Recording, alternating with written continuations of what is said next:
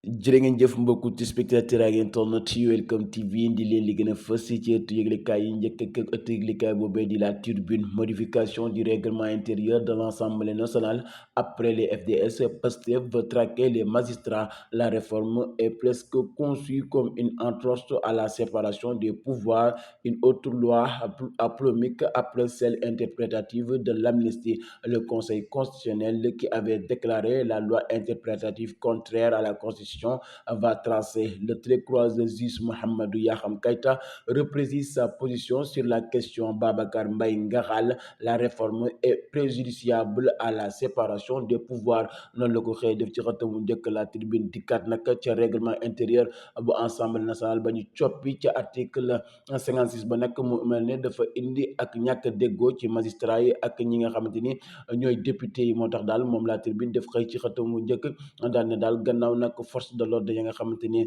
Pastef ma ngi leen di traqué fi mu nekk nii nag ma nga jëm ca magistrat ya nag kii di juge Mamadou Yaxam Keïta moom nee na daal loolee ñu indi di article 56 bi ngir déglu nag ay magistrat moom àndu ca benn yoon, moom dëgg na ca tànkam nag loolee daal dañu ko war a teggi. Kii nag di Babacar Mbaye Ngalal nee na daal réforme boobee ñu def ci Assemblée nationale seen règlement intérieur ba ca article 56 ba loolu nag day waroo ak li nga xamante ni daal mooy séparation des pouvoirs ci diggante pouvoir judiciaire bi ak pouvoir législatif bi. Ma dem ci beneen ëttu yëglekaay. Vox Populi, après la sortie de Diomaye sur les bavures policières, le PM Ousmane Sonko réclame un audit et une revue totale de la formation des FDS. noonu la ci dikkaatee ci xëtawu njëkk moom Vox Populi ca kàddu premier ministre Ousmane Sonko gannaaw nag président Bassirou Diomaye Faye ba mu yëkkatee ay kàddu jëmale ko nag ci policiers yi nga xamante ni dañuy def ay jéeye ci ay manifestation. moom premier ministre Ousmane Sonko dikkaat nag ca mbir moomee daal ne daal lii dëgg te dëgg mooy nag ñii di ay force de l'ordre dañ leen a war a audité jëm nag ca yooyee nga xamante ni ña ngi koy def ji ay jéeya bay faat ay bakkan ba pare nag teg ci seen formation ñu daal di koy xoolaat xool nan la ñuy tàggatee suñuy force de l'ordre ba yooyee nga xamante ni ñu ngi koy def ci ay manifestation ba ay bakkan di ci rot loolee daal di man di dakk. Ma dem ci benn ëttu yëglekaay. Enquête violence policière, un fléau qui dure depuis 2021, une litanie de morts et d'enquêtes sans suite, le lourd héritage du général Tine, un dossier qui révèle un mal ancien au-delà des régimes, un audit des forces de l'ordre et une revue de leur formation demandée par le premier ministre Ousmane Sonko hier en conseil des ministres. xëy ci xëtawu njëkk moom enquête dikkaat naka ca jéye yi nga xamante ni policiers yi ñu ngi koy def maanaam ay violence yi ñuy def ci askan wi bu fekkee ay manifestation day am. loolee nag moom dikkaat na ci xëtamu njëkk xam ne daal loolee nag depuis 2021 ba léegi ma nga am ca ay faatu nag di ci am, waaye nag enquête ya du mujj fenn. ñoom policiers yi buñ ko defee dara du leen ca mën a fekk. loolee nag la xam ne ci xëtawu njëkk ba dikkaat ci premier Ousmane Sonko kàddu yam ci yëkkati démb ca conseil des ministres xam le ne nag loolee nga xamante ni daal ay policiers ñu ngi koy def faaw ñu taxawaat ci xool ko coppal ni ko xoolaat seen formation ba pare nag képp koo xamante ni takk nga ci yoon daal di dal sa kaw. Ma dem ci beneen ëttu yëglekaay. Les Échos demande de liberté provisoire, grosse surprise, le juge recale Farba Ngom. C'est lui pourtant qui avait demandé une expertise médicale. L'expert avait conclu que la santé de Farba Ngom était incompatible avec le milieu carcéral. noonu la ci dikkaatee ci xëtawu njëkk moom Les Échos ca wérgu yaramu Farba Ngom gannaaw nag juge ba ba mu demandé ab contre expertise ba nag ñu xamal ko kii di Farba Ngom daal wérgu yaramam maytu ko nag mu daal di nekk ca kaso ba léegi nag juge ba moom yooyu ci yàbbi ca liberté provisoire bu Farba Ngom mu ma ne nag ba léegi dañ ko gàntal moom juge ba daal dëgg ba léegi nag dikkul ci li nga xamante ni mooy contre expertise ba ñu defal Farba Ngom ca wérgu yaramam. moom nag dafa mel ne loolu doyu ko ba kii di Farba Ngom kenn mayu ko liberté provisoire ba tey ma ngay des ca boobee kaso. Ma dem ci beneen ëttu yëglekaay. Le Soleil, rationalisation des instruments de financement public, la réflexion est lancée en conseil des ministres. Le chef de l'État a demandé au gouvernement de proposer une stratégie allant dans ce sens. Les structures concernées, CDC, FONSIS, FONSIP, BNDE, BHS, LBA, FONAMIF, DER, FG noonu la ko indaatee ci xëtawu njëkk moom Le Soleil. dikkaat nag ca conseil des ministres ak ndogal la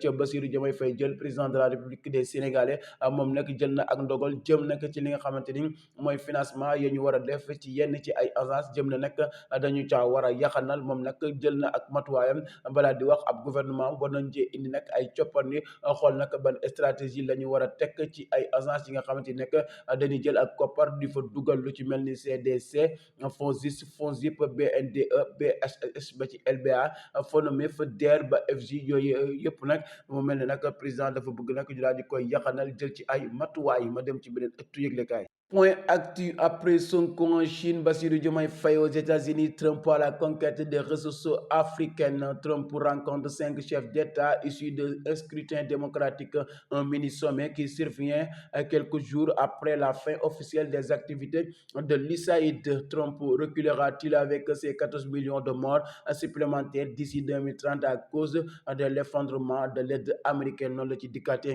ci xëtawu njëkk moom point actu ca voyage ba nga xamante ni président Bassirou Diomaye Faye war na ko amal foofee ca États-Unis war a jàkkaarloo kii di Donald Trump. moom Donald Trump nag woo 5 présidents yu nga xamante ni nag dañoo nekk ci pays yu démocratique war a jàkkaarloo ak ñoom. loolee nag ma ngi ko amal gannaaw ba nga xamante ni aide yooyee États-Unis daan ko amal ñu duppee ko l'USAID ba mu dakkee nag mu mel ne nag gannaaw jeexantal googee daal moom Trump war naa jàkkaarloo ko juróomi président yooyee wala nag yëy yàbbi ca mbir moomee ak nag nañ doon doxalee diggante États-Unis ak yenn pays africains yi. moom nag ëttu yëglekaay boobee di point actu ndax di laaj ndax Donald Trump dana dellu gannaaw ca xañ nga mu xañoon aide googee nga xamante ni daan na ko jox ay pays africains. ma dem ci beneen ëttu yëglekaay. L'Observateur, loi, droit et dérive judiciaire, le cri de rage de Ferdinand Coly. J'ai été loyal, j'ai suivi les règles, j'ai respecté le droit et aujourd'hui on me dit que tout cela ne vaut rien. Jamais je n'aurai confiance en cette justice. Je dis jamais avec un grand jus. Le premier bailleur de fonds du Sénégal, c'est la diaspora et voilà comment on la traite. Je ne serai pas dans une société où l'injustice est mise en avant, une société où l'escroquerie et la malhonnêteté sont presque encouragées. Noonu la ci dikkaatee ci xëtawu njëkk moom L'Observateur. moom nag kii di Ferdinand Coly dafa yuuxu jëm nag ci wàllum justice ak lañ ko teg. mu mel ne nag da koo naqarlu ne daal dëgg-dëgg moom justice amu fi ndax lépp lu nga xamante ni waroon na ko moom def na ko waaye nag dafa jàpp ne danoo jalgati ci wàllu yoon jëmale ci moom nag nee na du toog ci ab entreprise bu nga xamante ni yoon amu fa dëgg amu fa te nag dañuy lubal. moom sax xam ne ne ci ëttu yëglekaay bu L'Observateur ne ñi nga xamante ni ñoo nekk diaspora ba ñoom ñooy premier bailleur bu Sénégal ndax nag koppar ga ñuy dugal ci réew mi waaye nag gis na nag nañu doxalee ci diggante moom ak justice mu mel ne loolee ak jalgati la ko jàppee. nee na nag justice moom dootu ko respecté benn yoon. ma dem ci beneen ëttu yëglekaay. Rewmi Sport, pneu éclaté, accident. Ce que l'on sait de la mort de Diogo Jota, le vestiaire de Liverpool est effondré par la mort de Diogo Jota. Les hommages de Sadio Mané, Jackson, Pape Matar Sarr, Assane Diao noonu la ci dikkatee ci xëtawu njëkk moom Rewmi Sport ca faatuk jour boobee nekk ca Liverpool di Diogo Jota. waa Liverpool nag am naqar ak tiis gannaaw ba ñu yëgee seen faatuk jour boobee di Diogo Jota def ab accident. pënam nag moo daal di éclaté ci oto ba mu doon dawal ca la mujjee jaare nag ba daal di ñàkk bakkanam. ñoom Sadio Mané, Jackson, Pape Matar Sarr ak Assane Diao ñoom ñëpp nag ñu ngi koy siggil ndigaale di ko jox seenu jàll. mbokk yi léegi ko doon fës ci yëglekaay fii ci Welcome TV ñi la ko doon jege jox leen dig daje ëllëg ci yeneen yëglekaay yu fi gën a fës. jërë ngeen jëf.